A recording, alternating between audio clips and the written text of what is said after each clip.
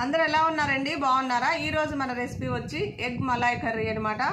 చాలా చాలా బాగుంటుంది, చాలా రుచిగా ఉంటుంది. అంతేకాదు మనం ఎప్పుడు ఒకలా కాకుండా గుడ్డు కర్రీ అనేది ఇలా చేసి పెడుతూ ఉండండి, చాలా ఇష్టంగా తింటారు.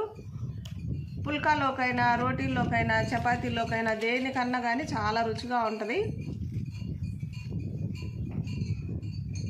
చూడండి,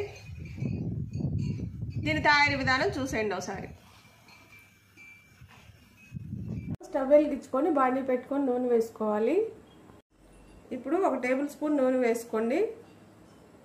చిన్న చెక్క, అలానే 3 లవంగాలు, 2 యాలకులు, 1 బిర్యానీ ఆకు, ఉల్లిపాయలు, అలానే 5 పచ్చిమిరపకాయలు, 2 ఎండుమిరపకాయలు వేసుకోండి. ఇవన్నీ మనం కలుపుతూ మగ్గబెట్టుకోవాలన్నమాట. ఈ నూనెలో కొంచెం వేగిపోయినాక కొంచెం కొత్తిమీర వేసుకోండి. కొంచెం కొత్తిమీర వేసుకున్నా కొంచెం కరివేపాకు వేసుకోండి. అలానే 10 జీడిపప్పులు దాకా వేసుకోండి. చూసారు కదా, ఇవన్నీ కూడా కొంచెం మగ్గిపోయినాయి. పచ్చిమిరపకాయలు, ఉల్లిపాయలు ఇవి. ఇప్పుడు స్టవ్ కట్టేసుకుందాం. చల్లగా అయినాక కొంచెం నీళ్లు వేసుకొని మెత్తగా పేస్ట్ లాగా మిక్సీ పట్టుకోవాలి. ఇప్పుడు మనం అదే బాండీ పెట్టుకొని 2 టేబుల్ స్పూన్ల దాకా నూనె వేసుకోండి.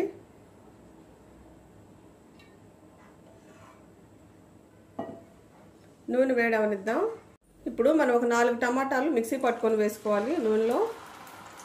ఇప్పుడు మనం ముందుగా పేస్ట్ రెడీ చేసుకున్నాం కదా, ఉల్లిపాయలు, జీడిపప్పు, ఆ పేస్ట్ కూడా దీంట్లో వేసుకోవాలి. మిక్సీ పట్టుకున్న పేస్ట్ ఇవన్నీ ఒకసారి కలుపుదాం.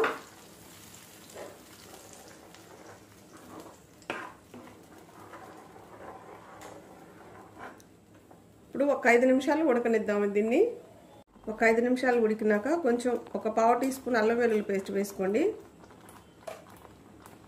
1/4 టీ స్పూన్ పసుపు వేసుకోండి. అలానే రుచికి తగినంత ఉప్పు వేసుకోండి.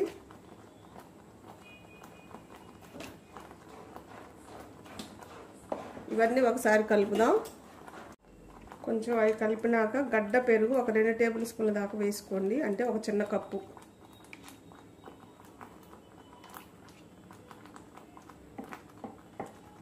అలానే కొంచెం చికెన్ మసాలా వేసుకోండి. మీ దగ్గర ధనియాల పొడి, జీలకర్ర పొడి ఉంటే అవి కూడా వేసుకోండి. 1/4 టీ స్పూన్ చాలు. ఇవన్నీ ఒకసారి కలుపుదాం. ఇప్పుడు మనం అన్నీ వేసినాక కొంచెం నీళ్ళు వేసుకోండి.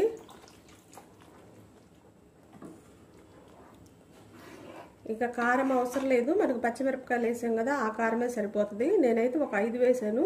మీరు కొంచెం కారం ఎక్కువ కావాలనుకున్న వాళ్ళు 6 వేసుకొని వేయించుకోండి. ఇప్పుడు దీన్ని 5 నిమిషాలు ఉడికించుకుందాం. చూసారు కదా, 5 నిమిషాలు కాయలంతా పైకి తేలింది. ఈ టైంలో మనం కొంచెం కసూరి మేతి వేసుకోండి. అలానే ఉడికించిన గుడ్లు అన్నమాట, ఇలా రౌండ్గా కట్ చేసి వేసుకోండి. లేదా మీకు మామూలుగా కావాలైనా గుడ్లుగా అయినా వేసుకోవచ్చు.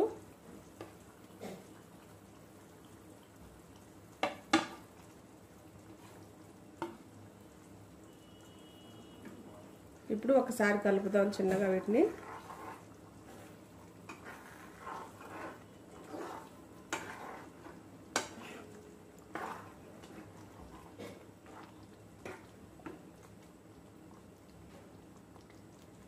ఒక్క నిమిషం దీన్ని ఇలా ఉంచి దించేసుకుందాం. 1 నిమిషం ఉడకనిద్దాం.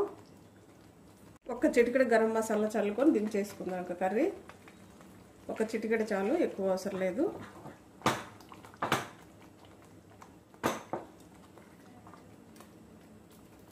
స్టవ్ కట్టేసుకుందాం. చూసారు కదా, మన కర్రీ అయితే రెడీ అయిపోయింది. చూడండి ఎంత బాగుందో. ఇది వేడి వేడి అన్నంలోకైనా, రోటీ, చపాతీ, నాన్ దేనిలోకైనా చాలా చాలా కమ్మగా ఉంటుంది. గుడ్డు కర్రీ అనేది ఎప్పుడు ఒకేలా కాకుండా ఇలా చేసి పెడుతూ ఉండండి. ఎగ్గు మలాయ్ కర్రీ చాలా రుచిగా ఉంటుంది. మీకు నచ్చినట్టయితే కంపల్సరిగా ఇంట్లో ట్రై చేయండి. ఎలా వచ్చిందో కామెంట్ చేయండి. నా వీడియోస్ కానీ మీకు నచ్చినట్టయితే లైక్, షేర్, సబ్స్క్రైబ్.